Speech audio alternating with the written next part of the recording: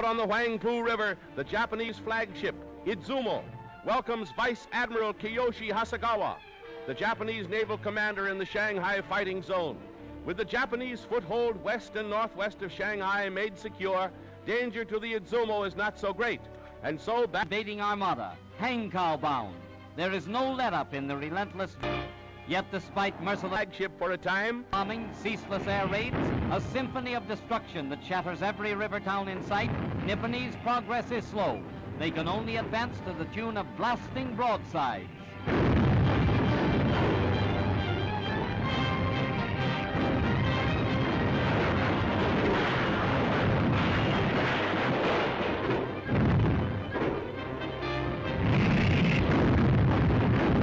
Against China's temporary capital.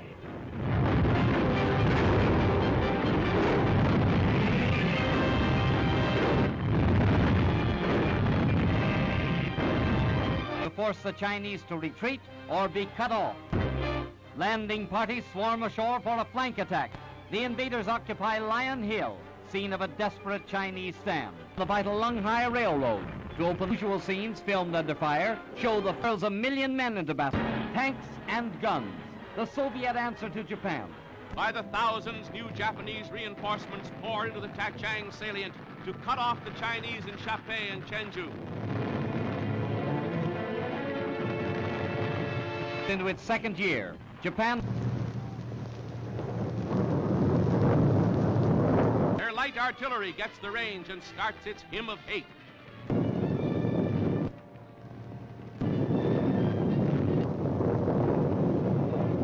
In the struggle she has yet to win, from which few return.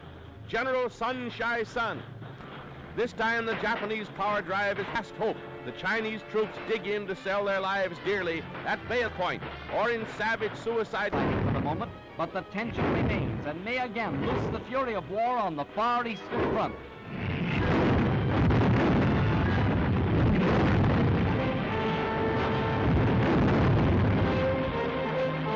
Way for advancing infantry.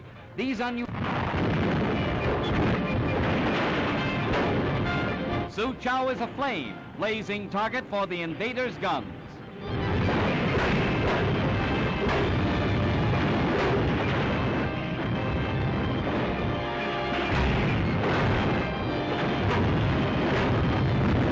And wide, only ruins and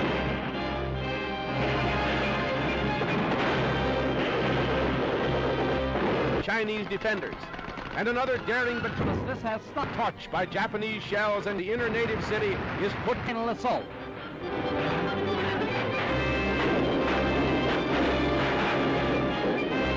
Battering rams irresistible. Japan's steamroller goes ahead. It's a miracle how anybody lived through this. Steel rail barriers planted in the streets will still halt Japanese tanks and winning battle after battle, taking town after town. But nature steps in, falls. The Japanese vanguard storms the burning city.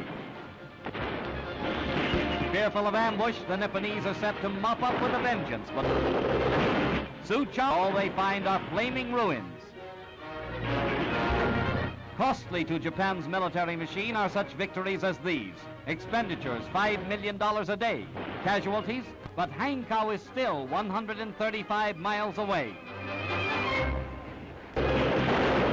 Japan's ultra-modern tanks storm an ancient walled town, 32,000 dead, countless wounded. The prize, a city in ashes. Yet Nippon's army rolls on through the walls of Suchao. Nanteo, Shanghai's final burnt offering as Japanese guns blast a final rain of fire and steel on Nanteo. Long drawn-out war in a city's streets nears a raging, furious climax at Shanghai. Here, Japanese bombers have set fire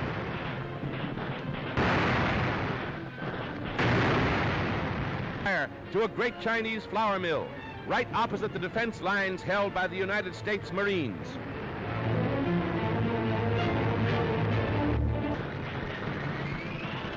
A night of terrible suspense and fear along the Huangpu waterfront and throughout Shanghai. As China's army retires to new positions, determined to fight to the end against the invader, now shouting, Banzai!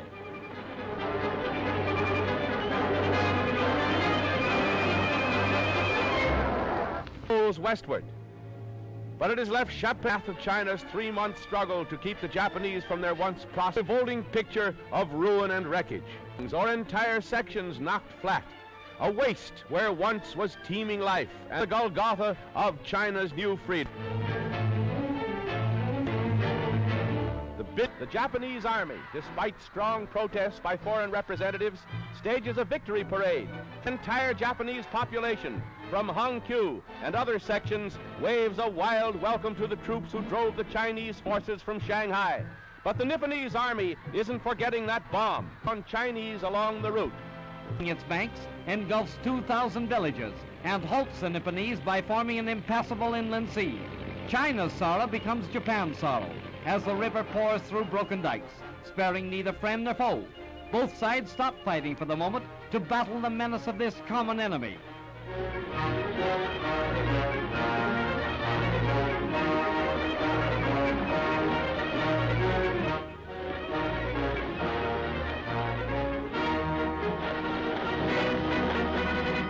The flight from flood begins. 500,000 refugees are driven from their homes by the rising waters.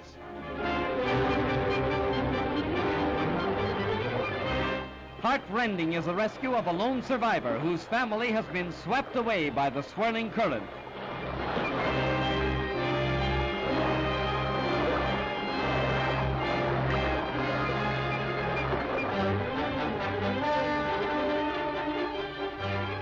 Safe on the good earth again, but they face a greater suffering. They join the vast army of homeless and hungry.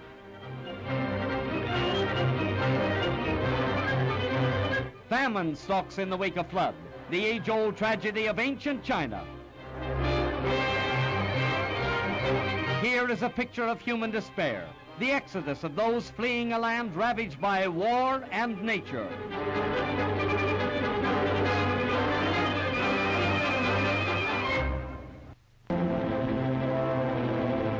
Day after day, the fury of war sends new hordes from corner to corner. The battle lines have swung far from beaten and broken Nantes, seeking safety. War, amid the constant rain of steel, in the momentary chance lulls in the hail of death, the war-shocked population salvages the pitiful remnants of its shattered homes. Death struck even in so-called safe grisly fires throughout the capital, where 300,000 people huddled in fear. That man carries the body even to human wrecks. As their dwellings and possessions go up in smoke behind them, an amazing scene of the misery that modern war brings to mankind. But the battle against starvation is just beginning. Several 100,000 Chinese of all ages here in Shanghai alone face a daily struggle against hunger, a battle for bread that knows no quarter and no armistice, a desperate fight for life.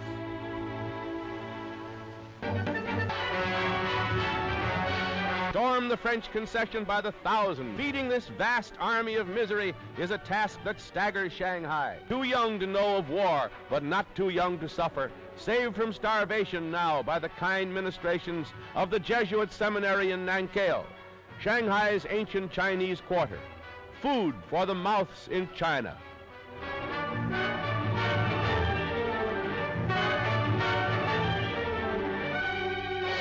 Typical scenes today in war-torn China, but in many places there are no ministering sisters. In many places there is no food. Not only in broken buildings and war casualties does China's costs mount. Refugees by the hundreds of thousands and war waifs crowd Shanghai. These tots, countless numbers of them, inflamed by the daily air, come trained soldiers and fight against the Japanese. Oriental Amazons, ready to die for their native land.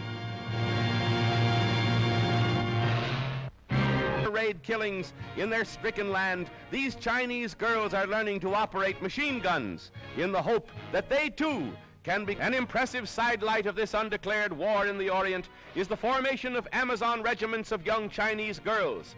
Fired by patriotism for their stricken country, the girls have volunteered for real military duty. They are rapidly learning the art of war and are crack shots with a rifle. If they ever get into real front-line action, they'll give a good account of themselves.